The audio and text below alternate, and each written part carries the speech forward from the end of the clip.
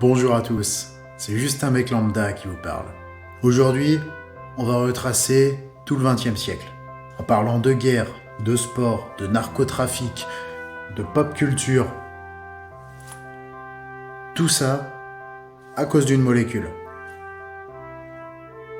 Une molécule, c'est pour nous ce que nous sommes à la distance Terre-Lune. C'est tout petit. Et pourtant, il y a l'une d'entre elles qui a réussi à impacter à peu près la globalité du XXe siècle. Et je vous parle pas d'influence grâce à un médicament qui a résolu une épidémie. On va aller beaucoup plus loin que ça. On va retracer son parcours. Notre histoire commence donc à la fin du XIXe siècle, avec un pharmacien japonais qui s'appelle Nagajasi Nagai. Alors, que fait cet homme ? Il s'amuse à extraire une molécule qu'on trouve dans le marwang. Le marwang est une plante utilisée depuis des millénaires en Chine, comme nous pouvons utiliser le café depuis des centaines d'années en Amérique du Sud. Dans cette plante, on trouve une molécule importante. Cette molécule, c'est l'éphédrine. Cette molécule est ce qui correspond pour nous à la caféine. C'est un produit que l'on va boire le matin au petit-déj ou à 4 heures. Voilà. Dans la même période, il y a un chercheur roumain, Lazar Edeleanu, qui développe une molécule légèrement différente. On trouve à peu près la même structure, mais cette molécule est différente et tout le monde connaît son nom. Il s'agit de l'amphétamine. Et c'est vraiment là que les affaires commencent. C'est que le début. Ça va vite partir de traviole. Les deux molécules dont j'ai parlé, donc l'éphédrine et l'amphétamine, ont une structure similaire. Pourquoi ces molécules sont intéressantes ? Leur structure est tout à fait similaire à certains stimulants naturels que notre corps relâche. Donc ces stimulants naturels ont pour effet de nous stimuler naturellement, c'est dans le nom. Pour l'instant c'est cool, mais il n'y a pas de quoi aller plus loin. Mais quelques années plus tard, son ascension va être fulgurante. Et vous savez, ça se passe pas toujours bien dans ces cas. À l'image de Gauthier, on peut avoir lutté pendant des années pour réussir à se faire connaître, réussir à se faire sa place, faire un peu ce qu'on aime. Puis quand ça arrive, panique. Et on repart vite. Là, ça n'a même pas été le cas. Mais ce sera venu tout aussi vite.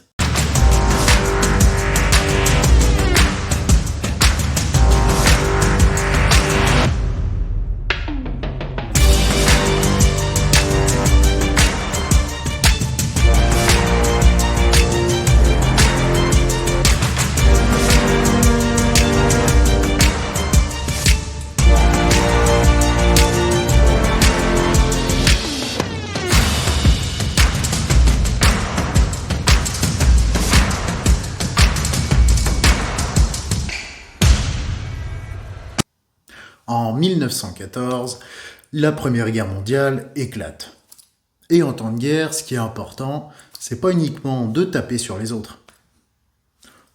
Pour remporter une guerre, il faut savoir maîtriser les renseignements.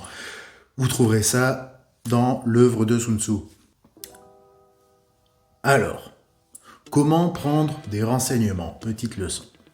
Tout d'abord, on peut évoquer l'espionnage et le repérage. Il s'agit simplement d'emmener des petits bonhommes de l'autre côté des lignes pour réussir à glaner des informations auprès des personnes importantes ou alors prendre des informations vis-à-vis du terrain.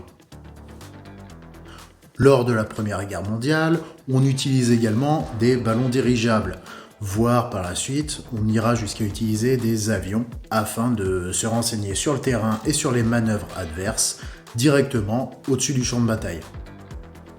Une autre méthode qui est utilisée, il s'agit de l'interrogatoire. Comment est-ce qu'on interroge des VIP ? Il existe différentes méthodes d'interrogatoire. Bien évidemment, on connaît tous la torture, qui est le fait de faire subir une souffrance physique ou psychologique, mais une autre méthode un peu moins connue est la motivation. Et comment donner de la motivation quand on n'a rien donné à la personne ?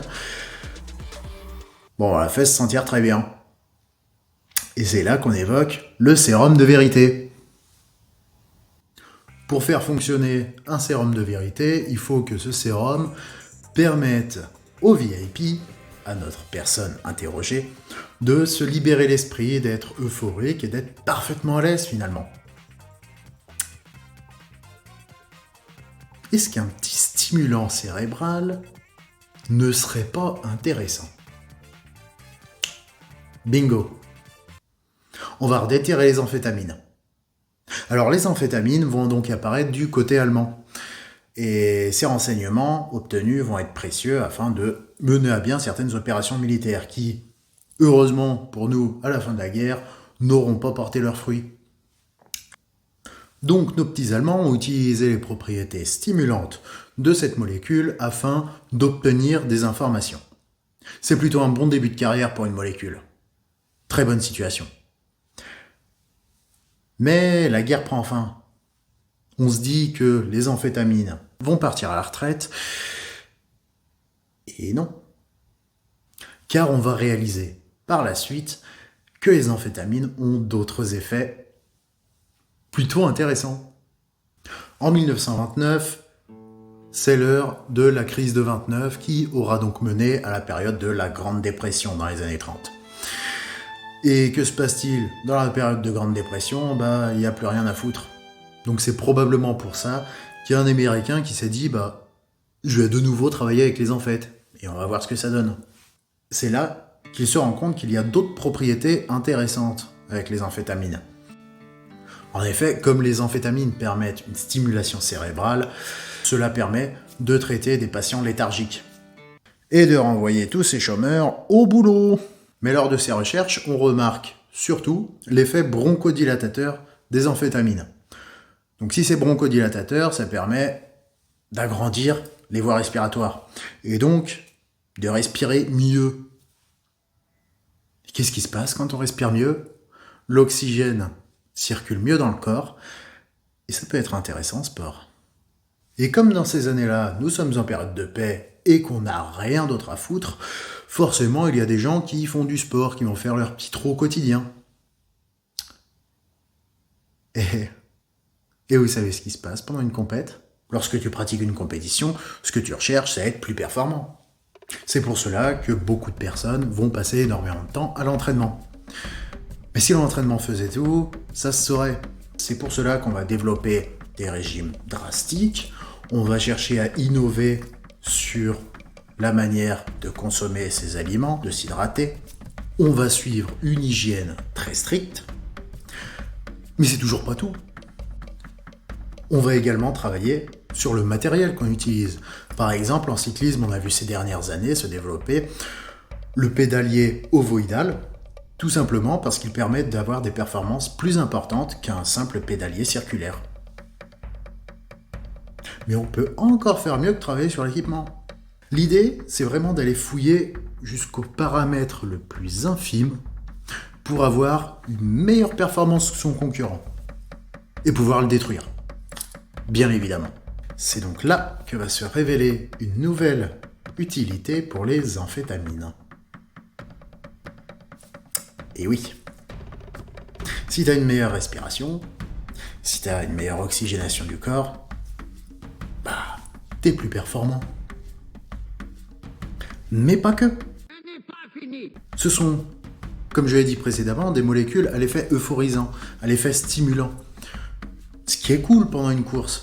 Et en plus de mieux oxygéner ton corps, on peut vraiment résumer au fait que cette molécule va réduire drastiquement la fatigue. Elle va également réduire la sensation de faim qui peut apparaître. Donc les performances sur la durée vont être considérablement accrues.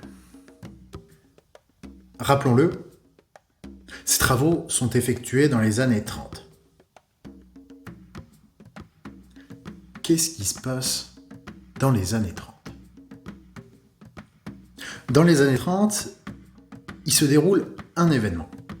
Un événement dont tout le monde a entendu parler. Tout le monde a déjà vu des photos de cet événement. On ne parle pas uniquement d'un événement sportif, on parle d'un événement qui a marqué l'histoire du sport, qui a marqué la politique et qui a également marqué l'histoire de la lutte des droits. Cet événement?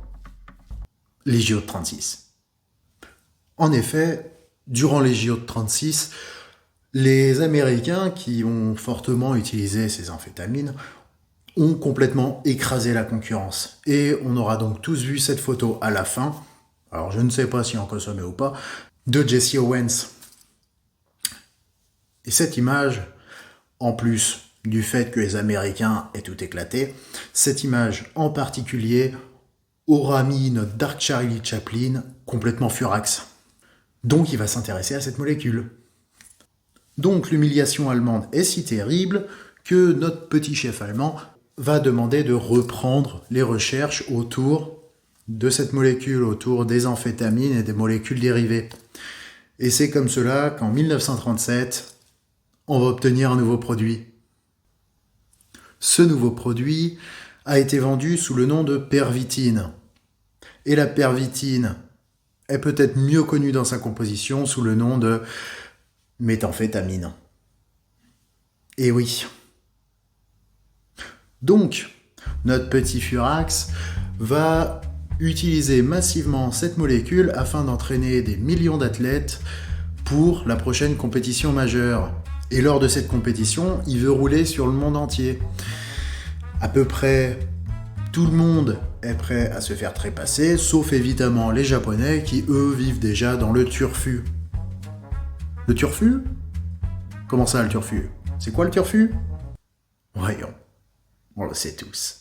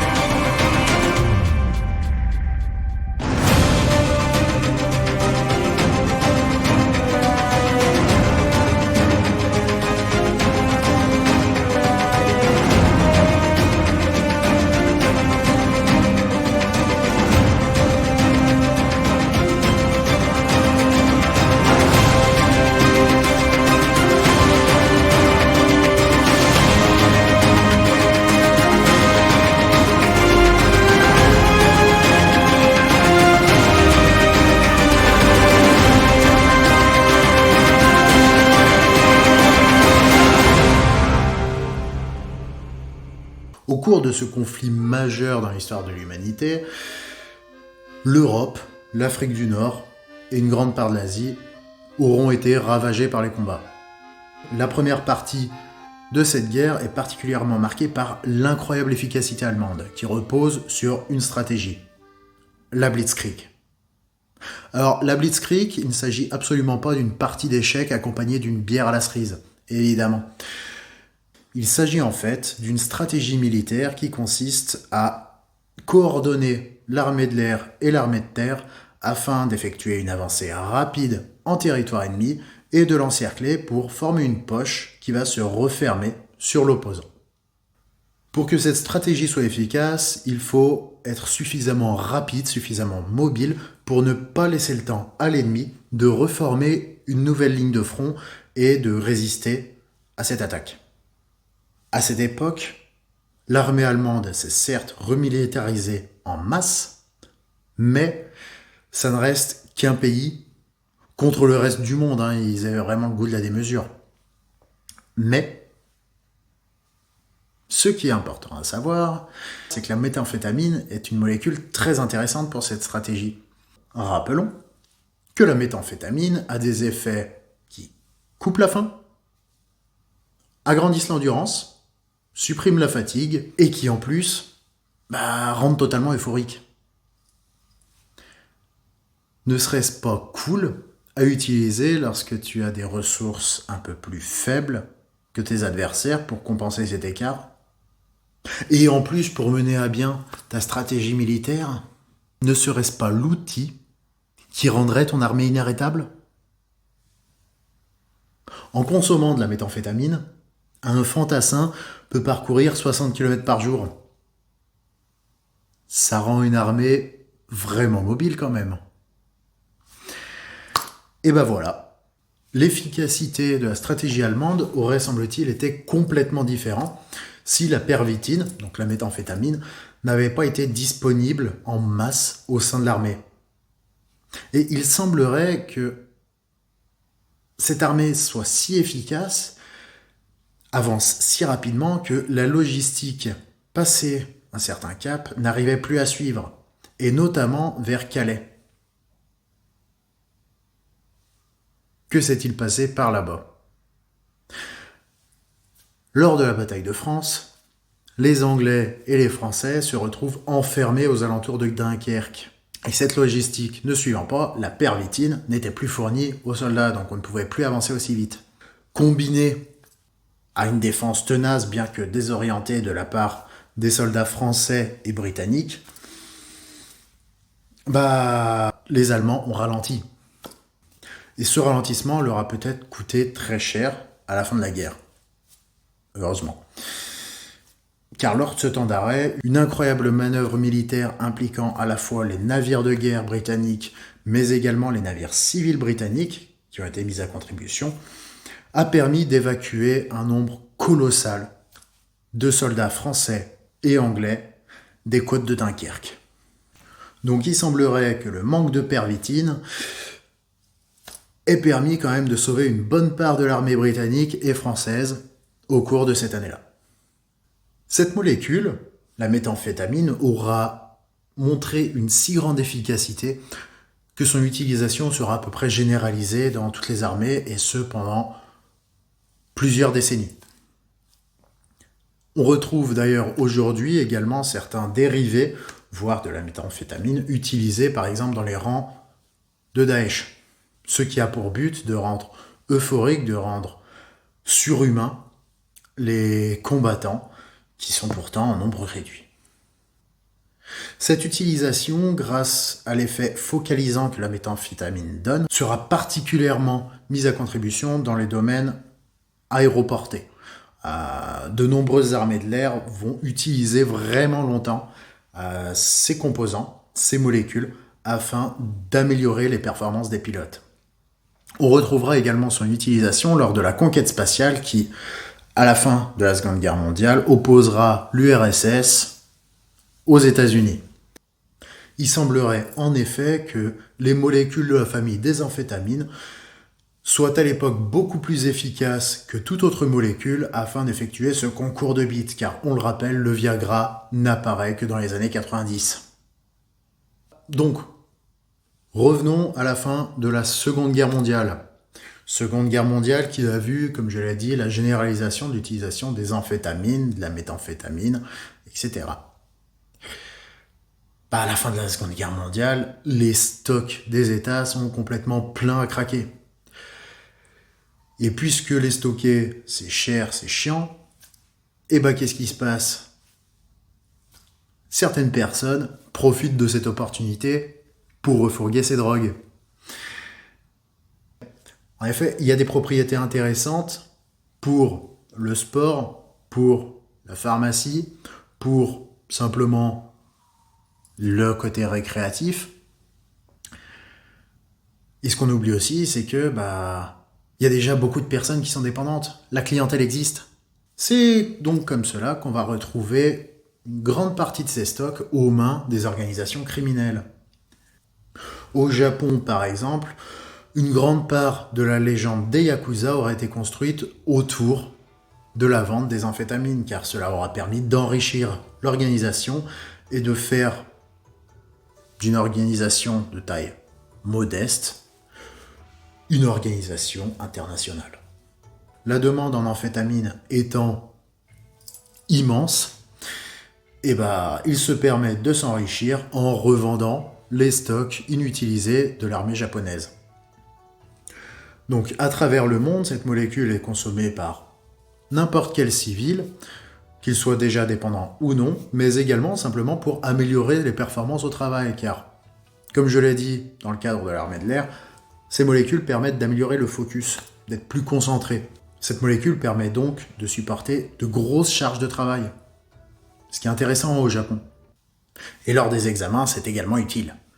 Dans le monde artistique, on retrouvera l'influence de ces amphétamines dans les écrits de Jack Kerouac, Allen Ginsberg, mais également notre bon vieux Jean-Paul Sartre. En effet, cette molécule a également influencé le monde artistique grâce à ses propriétés stimulantes. Évidemment, ces molécules continuent à être utilisées en grande quantité dans le milieu du sport, et ce, malgré les nombreux effets secondaires qui sont relevés.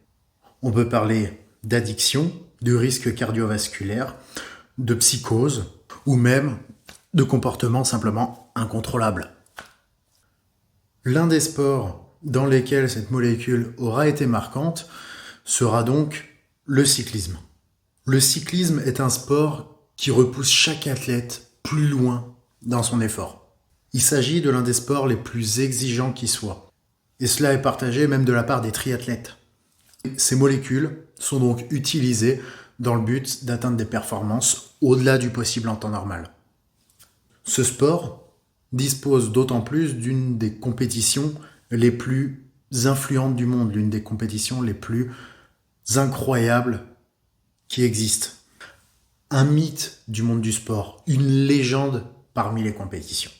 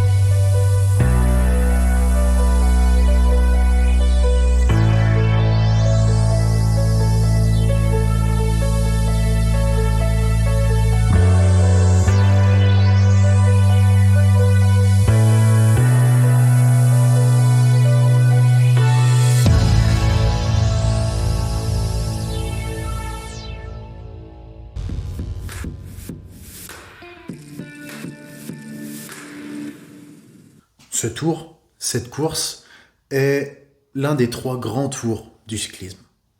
Il s'agit également de celui réputé le plus difficile. Pourquoi? Son dénivelé. On compte bon nombre de cols qui sont devenus légendaires grâce au Tour de France. Parmi ces cols, on peut nommer l'Alpe d'Huez, le Galibier, le Grand Colombier, l'Izoard. Mais un col sort particulièrement du lot. Il sort du lot pas uniquement dans le monde de la course, il sort également du lot au niveau de la région dans laquelle il se trouve. Le Mont Ventoux, autrement appelé le Mont Chauve ou le Géant de Provence, ce col est mythique. En effet, il se trouve dans une région plate où il s'agit pratiquement du seul relief qui apparaît. Et quel relief? Je pense qu'on a tous déjà vu une étape du Tour de France qui s'est déroulée sur celui-ci, où on a tous en mémoire un événement particulier qui s'est passé sur les pentes du Mont Chauve. Qu'il s'agisse de chaleur, de froid, de vent, il y a eu énormément de conditions abominables sur cette montagne. Mais cette montagne aura également marqué l'histoire du sport, l'histoire du cyclisme, pour un événement tragique. La mort de Tom Simpson en 1967. Tom Simpson a succombé sur les pentes du Ventoux alors qu'il était chargé en amphétamine. Cette tragédie aura marqué l'histoire du sport, non seulement parce qu'on perd un athlète, mais également car cela a poussé un peu plus loin le monde de la lutte antidopage. Bien que cela n'ait pas arrêté la consommation d'amphétamine afin de pousser son effort le plus loin possible, cela aura permis de mettre en avant les risques liés au dopage dans le sport. Les amphétamines, quant à elles, seront uniquement détectables dans les années 80.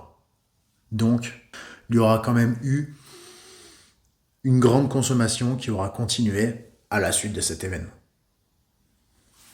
Bien plus qu'au sein de la lutte antidopage, les amphétamines deviennent un problème majeur également pour les gouvernements. Les problèmes d'addiction, de psychose, de comportement incontrôlable deviennent problématiques dans de nombreux pays. Donc on arrive à une nouvelle ère de la lutte anti-drogue au sein des États. L'utilisation des molécules de la famille des amphétamines vont être extrêmement régulées et limitées à des utilisations pharmaceutiques, notamment dans le cas du traitement des troubles du comportement pour certaines molécules, mais cela n'aura pas non plus été toujours un succès, car le Mediator, par exemple, est une molécule qui se rapproche des amphétamines. Le Mediator sera pourtant sujet de différents scandales, notamment liés au manquement de transparence de la part de laboratoires qui n'auraient pas mentionné tous les effets secondaires liés à l'utilisation de ce médicament, mais il y aura également eu des scandales liés à des prescriptions abusives de Mediator de la part de différents médecins.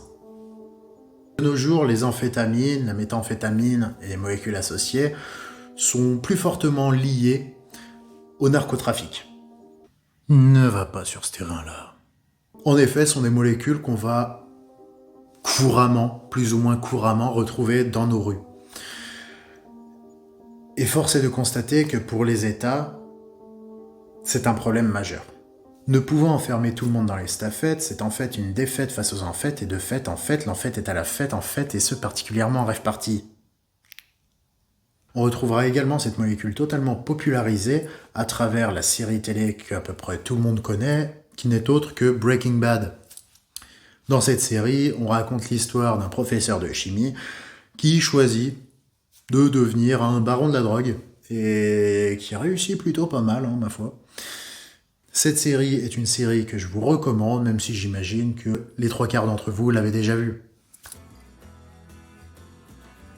Donc oui, pour résumer, à partir d'un japonais qui extrait une molécule d'une plante chinoise, on arrive à la destruction d'une grande partie du monde au cours des années 40 pour finalement en arriver à la réalisation de l'une des œuvres les plus frappantes de ces dernières années. En plus d'un siècle de carrière, les amphétamines n'ont jamais déçu. Sport, art, géopolitique, culture, pharmacie, les amphétamines ont totalement impacté nos vies de manière directe ou indirecte. Et hormis Forrest Gump, je ne suis pas sûr que de nombreuses personnes ni de nombreux produits soient capables de dire « Ok, j'ai vécu plus de vie que toi » en s'adressant aux amphétamines. Donc force est de constater que à partir d'une petite molécule, l'histoire peut drastiquement changer. Merci à tous d'avoir regardé cet épisode. N'hésitez pas à laisser un j'aime si cela vous a plu. N'hésitez pas non plus à partager si vous le souhaitez. Dites-moi dans les commentaires si vous avez appris quelque chose, si vous avez des remarques à apporter vis-à-vis de ce sujet. N'hésitez pas non plus à laisser un commentaire si vous pensez à une molécule, à un produit qui aurait autant influencé l'histoire, afin d'en discuter, tout simplement. N'hésitez pas non plus à visiter ma boutique en ligne pour trouver vos meilleurs... J'avais dit pas ce terrain là.